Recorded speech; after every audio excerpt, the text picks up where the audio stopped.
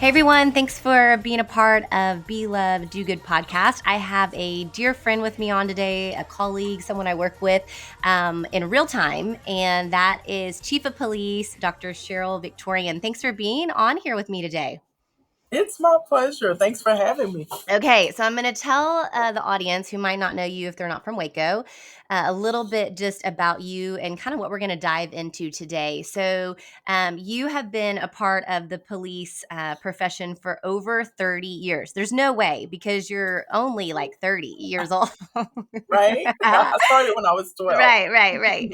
Um, I have got to know her in her new position where she was sworn in as the city of Waco's first female and African American chief of police in March of 2021. So we've known each other for a couple years and get to work together in that space, which is awesome. And then you served 28 years with the Houston Police Department. You have your PhD and a ton of other academic achievements, which I love.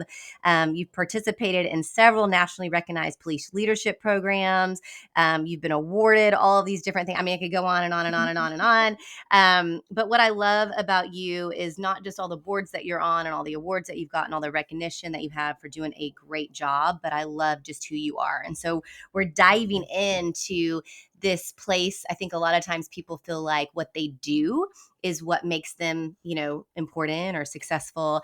And what I've learned from you and what you've taught me is that just to be you, just in all your spaces, be authentically you. So we're going to talk about that because I think you have a great perspective on being authentically who you are, your personality, even in spaces that you could feel like you have some imposter syndrome or you feel like you have to be a different personality to be in these professional spaces as a chief of police. So that's what we're going to talk about today. So I'm excited to have Okay. you, and thank you for being on. Let's start with just a little bit of you kind of growing up. I'd love to know, like, you are a force, you are a leader. You're just one of those people that as soon as people see you and know you, they want to know more. Was there someone in your life when you were growing up who was that for you?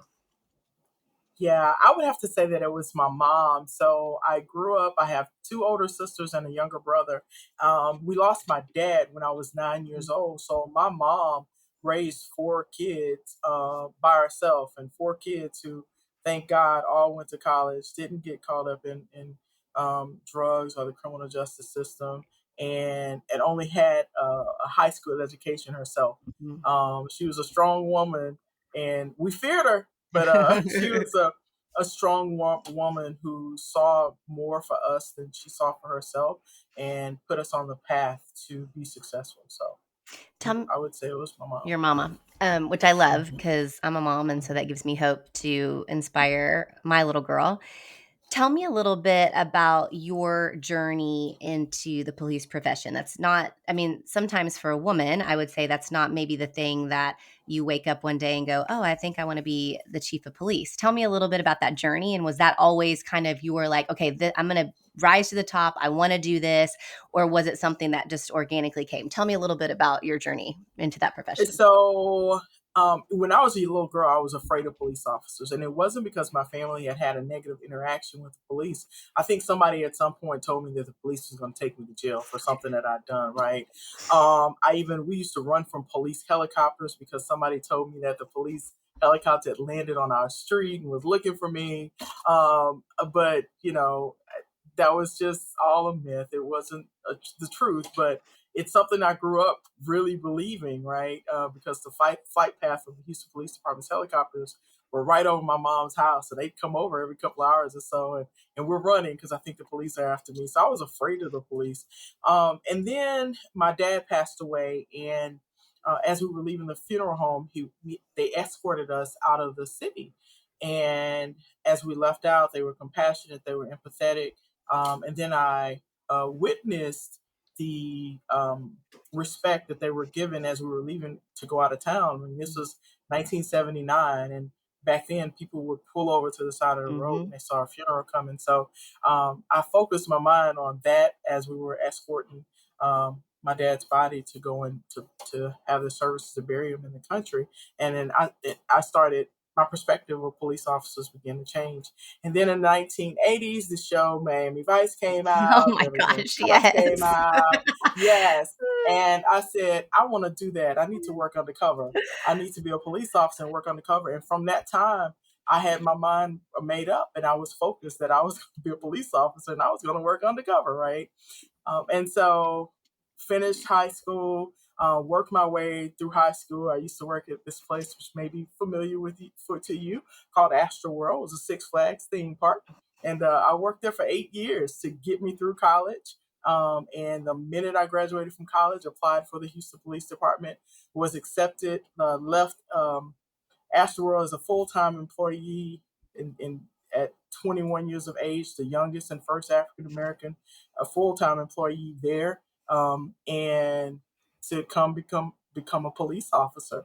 I think they thought, they were setting me up to stay there and to do some work there in the future. But I was like, y'all always knew that I said I wanted to be a police Mhm. officer. So this was to get me through college. But I appreciate these leadership opportunities and the things that I learned.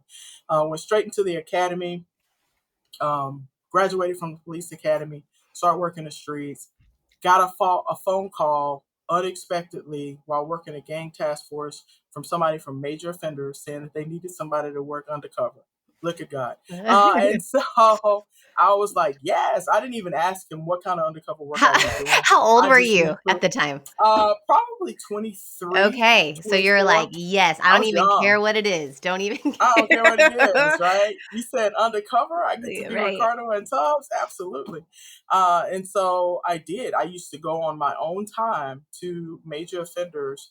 I'm about to date myself. This is when there were actual food stamps, because people would go and sell their food stamps, and stores would give them half the money on the dollar. Like if you gave them $50 in food stamps, they give you $25 in cash, right? It was Wow. against the law, Yeah. right? And so those are the types of deals that I did 2 or 3 times a month at the beginning of the month for major offenders. And I did that for over a year because I would go in and do those deals. And then I would come back to my regular shift and work my regular shift from 4 p.m. to 2 a.m. in the Oh my morning on gosh. the gang task force. But I was committed. Right. And I wanted to get that experience. And then a year later, after doing that a year, they had a long term investigation where they needed me to infiltrate this credit card group of offenders, and I was able to do that with a confidential informant. And after 4 months, we arrested about 42 people, and on credit card fraud and other things. And a position came open in major offenders and they offered it to me, and I was there for 11 and a half years. I worked undercover for 11 and a half years. And yeah, then it got old for me because my suspects were getting a little younger and then I was getting a little older and the lingo changed and I wasn't having as much fun. And I was thinking about leadership. I'd taken the sergeant's exam, so I wanted some change and decided to apply for the homicide division. Was able to worked in homicide for about 5.5 months before they called me to promote to sergeant. My experience in homicide, it was something I was really looking forward to doing. I was watching first 48 hours, trying to prepare myself. Right, it was not the first 48 hours. And when my number came up in 5.5 months, I was happy to have that experience in homicide, but happy to move on at the Mm, same time. Promoted to sergeant, went back to the streets, then got a call and was asked to come to child sexual abuse. Worked in child sexual abuse for about 2.5 years, and got an unexpected call from Internal Affairs Division. At the time, Internal Affairs was not voluntary. Internal Affairs, you were ordered to go there, mm. and got a phone call to come sign paperwork to go to Internal Affairs. Uh, I called my lieutenant and I was like, "Hey, they just called me." Actually, I went around to the office. It's like they told me that I'm going to IAD, and she was like, "Oh no, ma'am, you're not going to IAD. We need you here. I'm gonna write a letter to the chief, right?" And so I said, "Okay." She's like, "But in the meantime, I need you to go sign that paperwork because we don't want to be insubordinate." So I did. She got the letter back in 2 days, said that she's going, and went to Internal Affairs Division. I'm glad that I did. I had somebody to meet me in the parking lot one day, and I didn't know him, but he knew me. But he was a sergeant, and he's like, "Hey, I understand that you're trying to get out of going to internal affairs." He said, "You have the potential to go forward in this organization, and you need to see the good, the bad, and the ugly." Mm. And he's like, "It's not going to be as bad as you think, or whatever." But I changed my mindset on that day, and I went in with an open mind, and it was just that. had an opportunity to work undercover in internal affairs, working for the Houston Police Department. Tell We people have what over internal affairs is, like, for people who don't know, like, what is that? So, Internal Affairs Division is conducting fact finding investigations on Houston police officers, Mm, people inside of the organization, right? And so, for policy violations, rules violations, and even criminal violations. I had an opportunity to work proactive undercover in Internal Affairs Division on police officers who were accused of being involved in criminal activity, and did that for about a year and a half, and promoted out of Internal Affairs to lieutenant. Went back to child sexual abuse for a year, went to the training academy where I worked in-service training, helping to develop curriculum for our 40-hour requirements every year with the Houston Police Department for our certifications. Promoted out of the training academy to commander, and went back to patrol, and I was responsible for the South Central Patrol Command. If anybody's familiar with Houston, right off the freeway downtown, and I covered the East End, uh, Third Ward area, Midtown.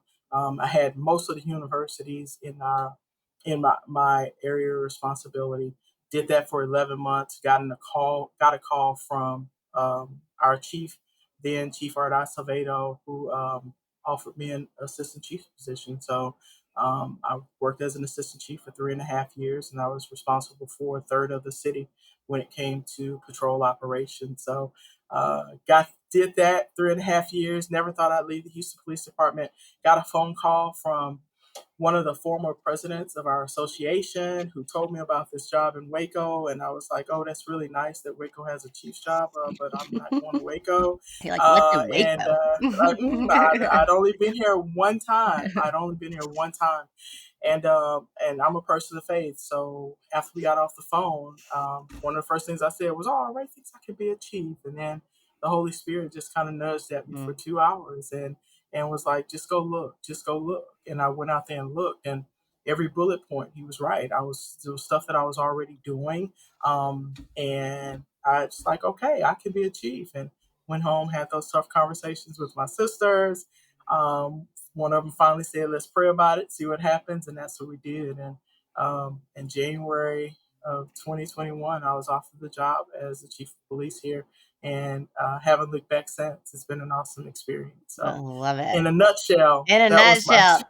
Okay, so as I'm listening to that, I'm, like, exhausted for you, all of the all of the different things. I think what I pull out of It's that needed. is, honestly, like, you worked in all the different spaces. So, like, someone listening to this today who's not in their dream space, like, I would say that when you got tasked probably to go to internal affairs, you were like, "No, thank you." Like, that is not like, I'm guessing that most police officers don't want to be in that because it's not like your colleagues are like, oh, I'm so happy you're in internal affairs and you're trying to investigate us for something. I'm sure that's not the most Yeah. prized position, but what I hear in that is that you wanted to get all of the experience and you were open to it. You Yes. were open I to it.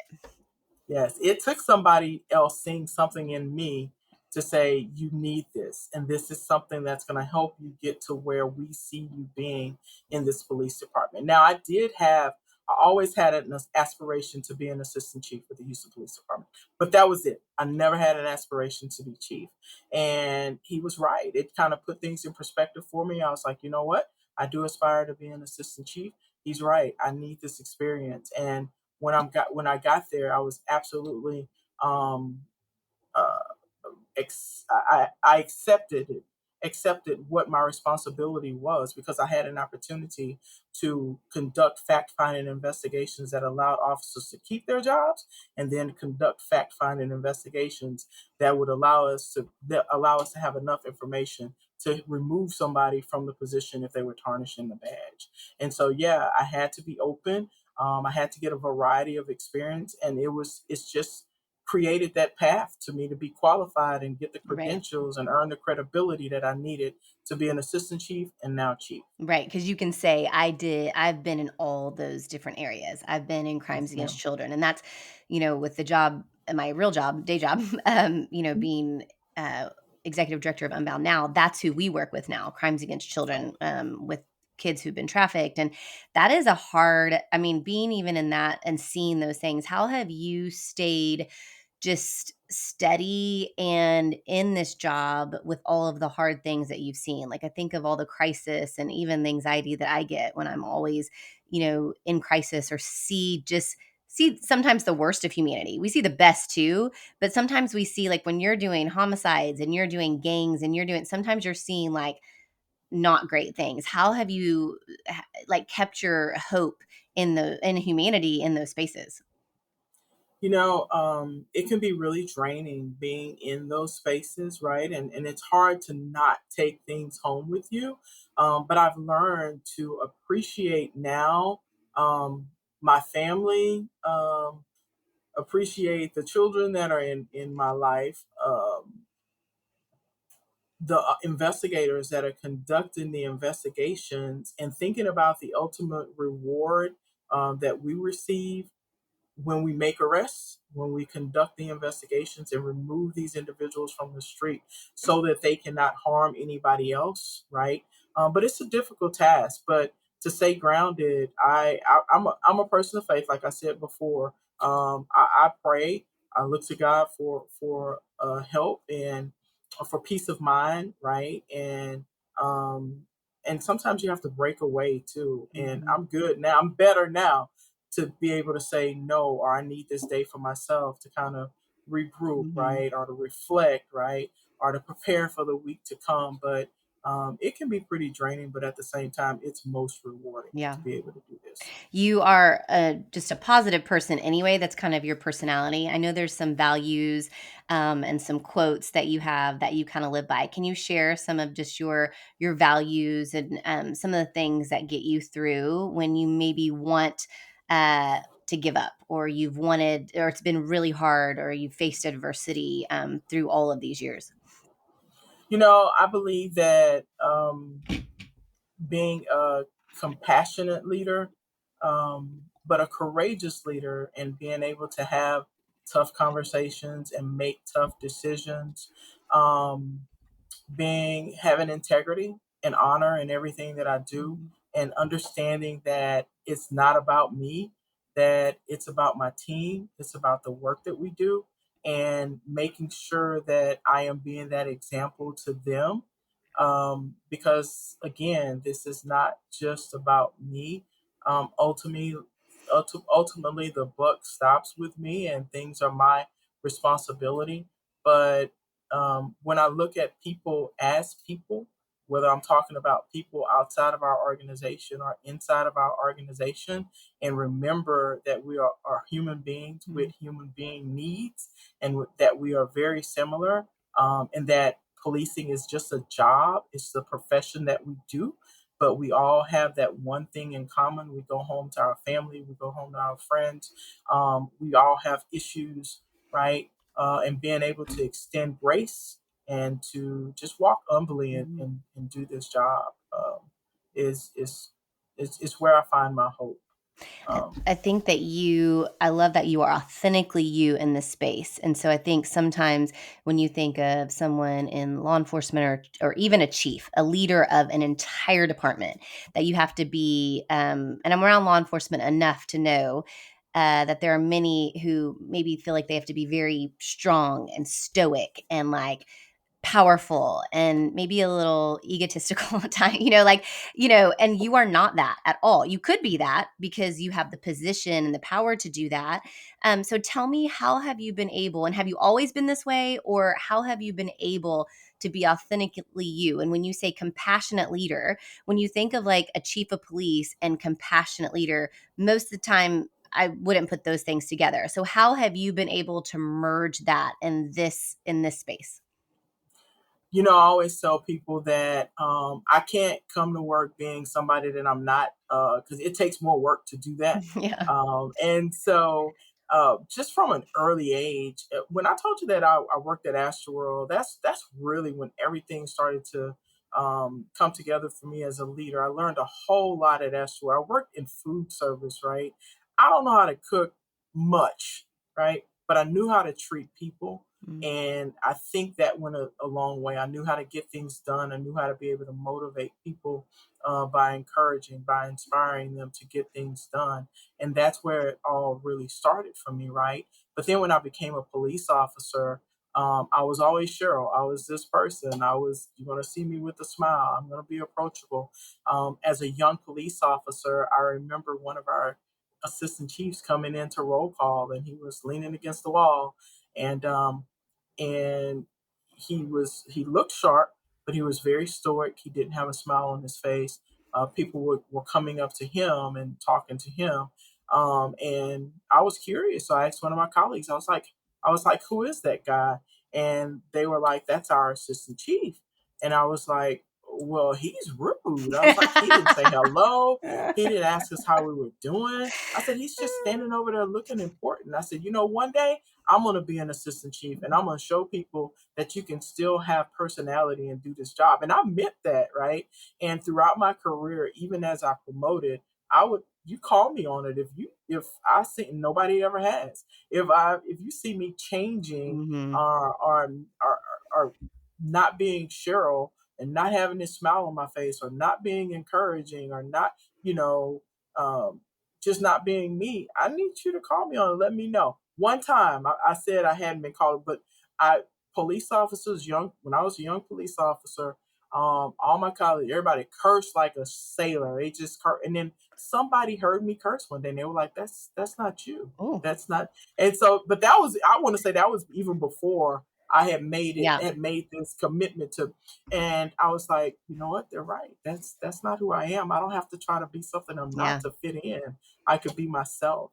And so, there, I learned a long time ago that I could still be myself and do this job. Even when I applied for this job as the chief, somebody who was on one of the committees found me and got my number and called and was like, "Hey, you're being too nice for a police chief position." I said, "Look, if I'm being my authentic self, if that's not what Waco PD needs, then I'm not their choice." That's good. Because I have to be me. I can't Yeah, pretend to be anybody else.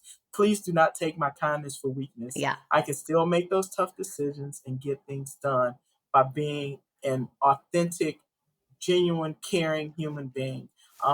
Anytime anybody has to sit across my desk and receive corrective action from me, I do it with in love. I do it with compassion. I Mhm. make sure I'm extending grace, because I would hope that someone be able to do that to me, because we're all one incident away Yeah, from making a bad mistake, right. right? So yeah. I love that. I think, I was gonna ask you, has anyone ever asked you to kinda dial back your, kindness or, like, sometimes I feel that people have been like, it's like you feel too much sometimes, meaning, like, I remember living in, DC, and I am a very bubbly personality. You could mistake that for, like, you know, being too bubbly and not, being serious enough to get the job done. And I remember being in Washington D.C., and we are sitting around this table, and I had no idea what I was doing, and I was supposed to like know what I was doing, right?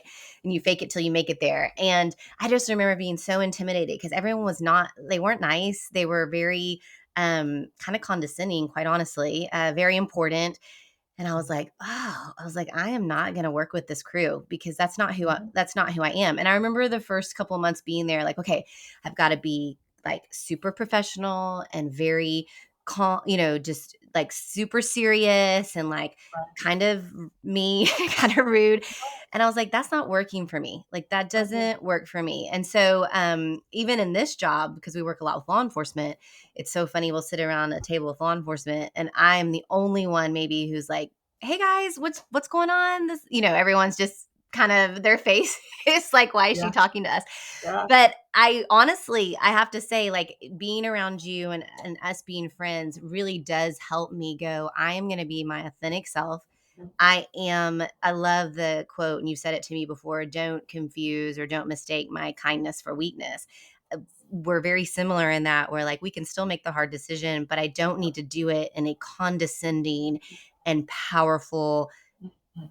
way. And so I appreciate you saying that. And even if Yeah. someone Absolutely. has said you need to be a little more serious or you need to be a little more mean or whatever. You're just like, "No, this is who I am," and it seems like it's got you pretty far. So I Exactly. Exactly. You know, and I get to go home at night and lay my head on my pillow and sleep very well, Yeah. right? Because I'm not trying to put on this farce when I park my car in that garage and walk through that door, Mm, right? I can still be me and speak when I see my team and not walk past them like I don't see them because I feel like I'm too important to be mhm, nice. I tell everybody the young lady that comes and take out my trash is just as important to mhm. me as the lady outside my office and my assistant chiefs who are down the hall.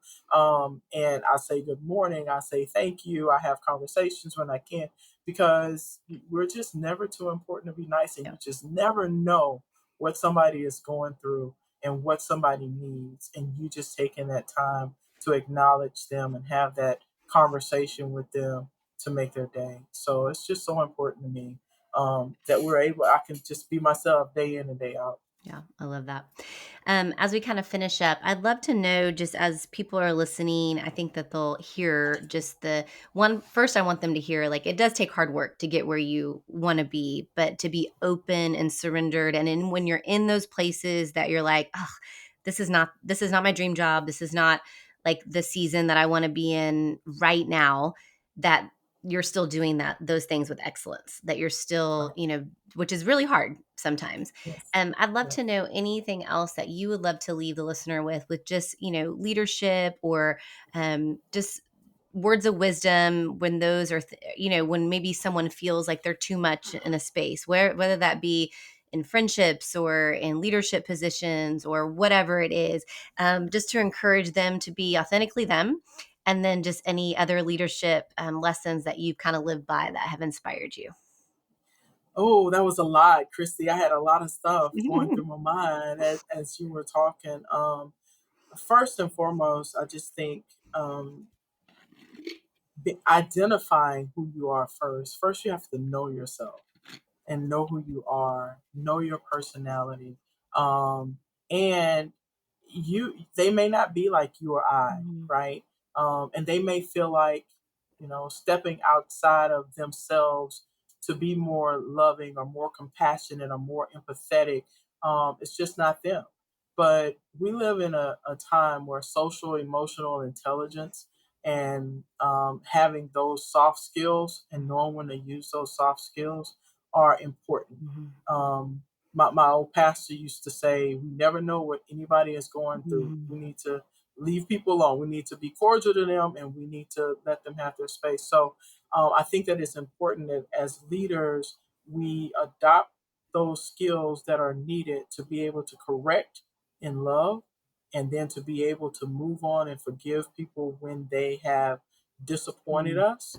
Um, and as we are extending that corrective action, because that's part of our job, and having the courage to make those decisions, that we are not condescending, like we Mhm. said earlier, that we let somebody walk away from this table with their dignity.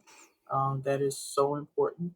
And that we not hold things against people for the rest of their careers. That's good. People mature, people grow, and people change. And we Mhm. have to be able to create a space where they feel like, okay, they see that I'm growing, they see that I'm developing, and I'm no longer that same person that maybe sat across from that table and had to receive that corrective action. And I tell people all the time, when people value your leadership and they know that you genuinely care, if they do something outside of your policy or something that's maybe embarrasses the organization, when they sit across from you and the first thing the leader says to them is, "You disappointed me," that's almost worse than them getting days off Yeah. because they're like, "Oh man, I just disappointed," right?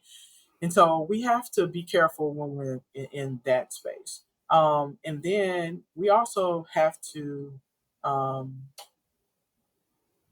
uh, identify individuals in our organizations that we can help develop and prepare to succeed us in our roles, Mhm. um, and identify strengths, weaknesses, be able to have those crucial conversations with them to identify areas where they may be able to grow.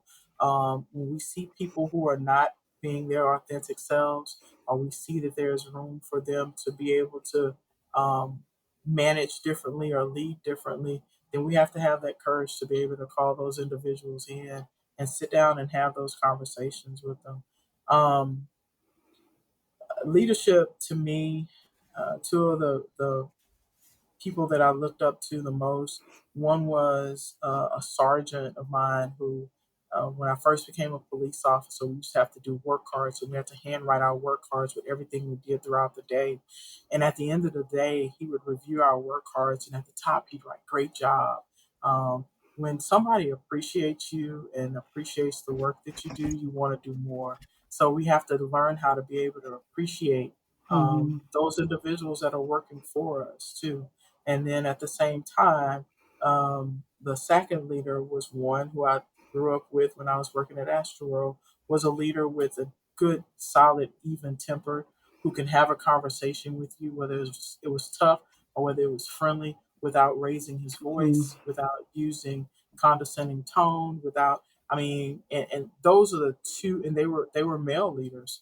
Those were the two most impactful leaders early in my career. Later on in my career, I had a female chief who was her authentic self, who was a Christian, who Mhm. through her language, even though she didn't have to say one scripture, Mhm. you knew Yep. that she was a person of faith and that she genuinely cared about you Mhm. and your leadership.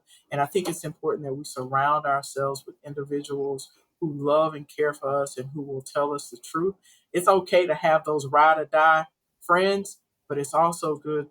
You need to have those trusted advisors that when you go off on the deep end about what you think you want to do, that they can pull you in and say, "Girl, did you just listen? Did you just hear what you said? Yeah, That's is that really what you want to do, right?" And we need to make sure we have those individuals in our lives too. I know I was kind of all over the place with that, but that's I great. hope that there was something that somebody would be able to take away. That's great. I love it. I think knowing your identity, and there's a lot of different ways to do that. I don't know how you've done that. I've done that through personality tests, through asking, other people. I love a good personality test. Something to help. But I think for me and for you, we both are, uh, faith filled, and our identity in Christ is so important. And I think that has helped me in the different spaces to know it's not what I do, but it's who I am. And that was really hard for me to learn, for even though I've been a believer and a Christian all my life. And I would say all day long, like, my identity is in Christ, but Right. really my identity is in what I did and the accolades I got for Um, it. That was yeah, really what my identity is. And so yeah, when I didn't have those accolades, or I didn't have the big thing, I was like, who am I? And so had to right. really figure out, like, hey, no, I'm just I'm a child of God, like, period. That's it. And It's all just the it. other things I get to do is just like icing on the cake. That is just It's extra. icing. Yeah, it's just It's extra. extra. So That's right. that's helped me, and I'm sure has kind of been your story too. So That's thank you incredible. so much for being with me Yes, today. ma'am. I love that I get to Yes, do my life with pleasure. you, and we get to pray for one another, and get to just do life in our different spaces, but that we also Yes. get to connect in other places too. So thanks for being on, and thanks for the work you do in Waco. I'm so glad you're here. Thank you, and thank you for having me, and thank you for your friendship and your continued prayers and support, Kristi. I wouldn't be able to do it without you.